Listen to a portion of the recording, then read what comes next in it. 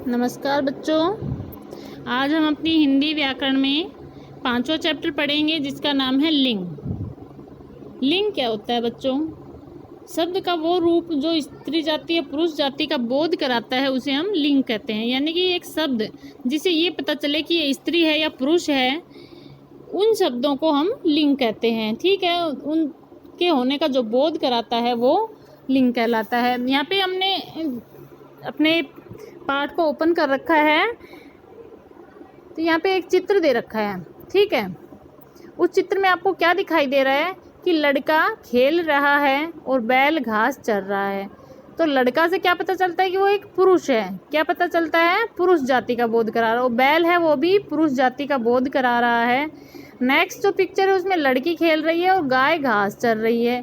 इन दोनों में स्त्री जाति का बोध हो रहा है। ठीक है बच्चों, यहाँ पे हमारा लड़का है और यहाँ पे बैल है, दोनों पुरुष जाति का बोध करा रहे हैं। और इधर हमारी लड़की है और गाय है, ये दोनों स्त्री जाति का बोध करा रहे हैं। ठीक है बच्चों, तो एग्जैक्ट जो लिंग की परिभाषा है वो क्या होगी कि शब्द के जिस रूप से उसके पुरुष या स्त्री जाति होने का बोध होता है उसे लिंग कहते हैं। कि शब्द का वह रूप जिससे यह पता चले कि ये पुरुष जाति का है या स्त्री जाति का है उसे लिंग कहते हैं। हिंदी भाषा में केवल जीवधारियों को ही नहीं अपितु संसार की सभी वस्तुओं, स्थानों, भावों आदि को भी पुरुष जाति या स्त्री जाति का माना जाता है। लिंग के भेद देखिए बच्चों, कितने होते हैं लिंग? 2 लिंग होते हैं। ठीक है, कौन कौन सा?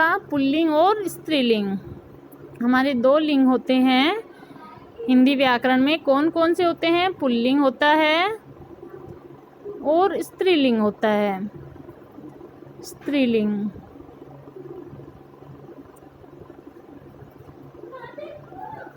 पुल्लिंग पढ़ेंगे सबसे पहले हम। पुल्लिंग किन्हें कहते हैं? पुल्लिंग शब्द से जैसे देखो जो शब्द पुरुष जाति होने का बोध कराते हैं उन्हें पुल्लिंग कहते हैं। जैसे उदाहरण में हमारे यहाँ पे आता है अध्यापक। तो अध्यापक से क्या पता चलता है कि वो पुरुष है, पुरुष जाति का बोध करा रहा है। सागर जो है वो भी पुरुष जाति का बोध करा रहा है। सोना शब्द है वो भी पुरुष जाति का बोध करा रहा है। तो ये सारे हमारे पुल्लिंग के उदाहरण हैं। स्त्रीलिंग देखिए, जिस शब्द से उसके स्त्री जाति होने का बोध हो उसे स्त्रीलिंग कहते हैं। जैसे हमारा यहाँ पे हो गया स्त्रीलिंग के उदाहरण कौन कौन से होते हैं? अध्यापिका, अध्यापिका, नदी, चांदी, ये हमारे स्त्रीलिंग का बोध कराते हैं, यानी कि स्त्री जाति का बोध करा रहे हैं। इसलिए ये जो हमारे शब्द हैं वो स्त्रीलिंग में आते हैं। ठीक है बच्चों, आगे देखिए लिंग की पहचान हम किस प्रकार से करेंगे। लिंग की पहचान कैसे करेंगे? संसार 2 प्रकार की वस्तुओं से बना है, प्राणीवाचक तथा अप्राणीवाचक। ठीक है बच्चों, 2 प्रकार की वस्तुओं से होता है, प्राणीवाचक और अप्राणीवाचक। आइए इन दोनों प्रकार की वस्तुओं के नामों में लिंग पहचानने के नियम पढ़ते हैं। एक प्राणीवाचक संज्ञा शब्द देखिए कौन कौन से होते हैं। प्राणीवाचक संज्ञा शब्दों के लिंग की पहचान सरल होती है क्योंकि इन शब्दों के पुल्लिंग व स्त्रीलिंग रूप अलग अलग होते हैं। जैसे छात्र हो गया, ठीक है, छात्र, तो ये छात्र बता रहा है कि हमारा पुल्लिंग शब्द है। और स्त्रीलिंग में इसको चेंज करेंगे तो क्या होता है? छात्रा। इसलिए ये जो प्राणीवाचक होते हैं इनको पहचानने में ज़्यादा दिक्कत नहीं होती। एक हमारा होता है चूहा, तो चूहा का स्त्रीलिंग क्या हो जाएगा? चूहिया, चूहिया। मोर, मोरनी। गाय स्त्रीलिंग हो गया, इसका पुल्लिंग क्या हो जाएगा? बैल। इसलिए जो प्राणीवाचक संज्ञाएं हैं उनको हमें पहचानने में कोई ज़्यादा दिक्कत नहीं होती है। इसके विषय में हम अध्याय में आगे विस्तार से पढ़ेंगे। परंतु कुछ प्राणीवाचक संज्ञा शब्द या तो केवल पुल्लिंग होते हैं या केवल स्त्रीलिंग होते हैं। प्राणीवाचक शब्द भी कुछ ऐसे होते हैं जो केवल सिर्फ पुल्लिंग ही होते हैं। कौन कौन से शब्द हैं वो? मच्छर हो गया, कछुआ, भेड़िया, उल्लू, खटमल, तोता, कौवा, बिच्छू, खरगोश, गरुड़, चीता, भालू आदि। ये शब्द जो है वो हमेशा सदैव ही पुल्लिंग रहते हैं, इनका स्त्रीलिंग चेंज नहीं होता है। इनका स्त्रीलिंग बनाने के लिए इनके नाम से पहले मादा शब्द जोड़ा जाता है। जैसे यहाँ पे हमने मच्छर शब्द पढ़ा है, जो मच्छर है वो हमेशा पुल्लिंग रहता है। अगर हम इसको इसका स्त्रीलिंग चेंज करना है तो यहाँ पे क्या लिखा जाएगा, इसके नाम से पहले मादा शब्द जोड़ दिया जाएगा कि मादा मच्छर। ठीक है। चीता, चीता शब्द है तो उसके चेंज करने के लिए लिंग को, चीता का लिंग चेंज करना है हमें तो पहले मादा शब्द जोड़ दिया जाएगा, मादा चीता। ठीक है। आगे देखिए बच्चों, कुछ शब्द ऐसे हैं जो हमेशा स्त्रीलिंग रहते हैं। वो कौन कौन से हैं? छिपकली, तितली, कोयल, मैना, मछली, गिलहरी, चील, मक्खी, चींटी, बुलबुल आदि। ये हमेशा स्त्रीलिंग रहने वाले शब्द हैं। इनको अगर हमें पुल्लिंग में चेंज करना होता है तो उसके पहले क्या शब्द जोड़ा जाता है? नर। क्या जोड़ा जाता है? नर। जैसे हमने यहाँ पे तितली शब्द लिखा, तितली हमारा स्त्रीलिंग है। इसको अगर हमें पुल्लिंग में चेंज करना है तो हम क्या लिखेंगे? नर तितली। क्या लिखेंगे? नर तितली। ठीक है बच्चों। इसी प्रकार से चींटी लिखेंगे तो चींटी का लिंग चेंज करने के लिए नर चींटी। ठीक है बच्चों। आगे देखो, अप्राणीवाचक संज्ञा शब्द। अप्राणीवाचक को पहचानने में हमें ज़्यादा दिक्कत होती है।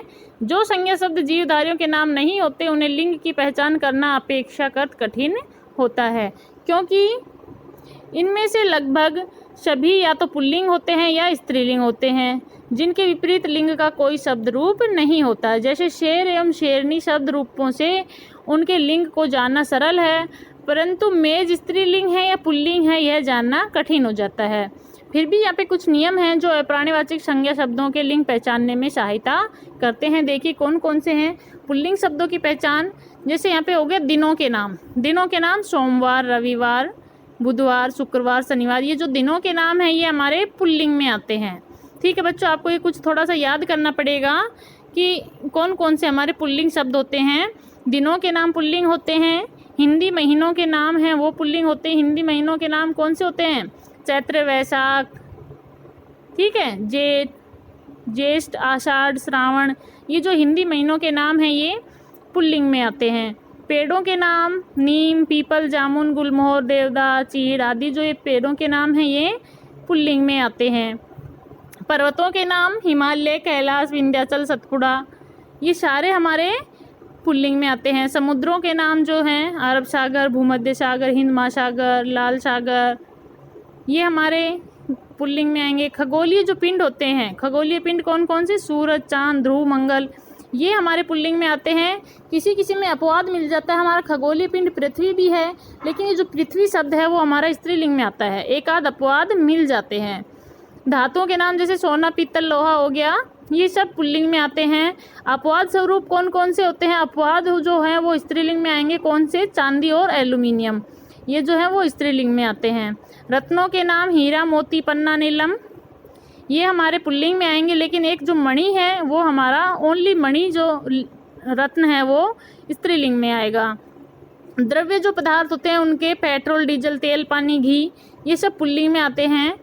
और इनका अपवाद स्वरूप क्या क्या है? चाय और शाही, ये भी द्रव्य हैं, ये हमारे स्त्रीलिंग में आएंगे। देशों के नाम है, किसी भी देश का नाम हो वो पुल्लिंग में आता है। अनाज के नाम पुल्लिंग में आएंगे। किसके अलावा? मक्का और अरहर। मक्का और अरहर के अलावा जितना भी अनाज है वो सब पुल्लिंग में आता है। शरीर के जो अंग होते हैं वो पुल्लिंग में आते हैं।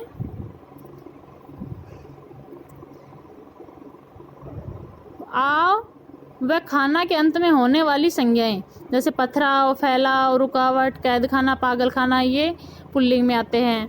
पन और वाला, बड़पन, बड़प्पन, बचपन, सीधापन, दूध वाला, सब्जी वाला, सब पुल्लिंग होता है।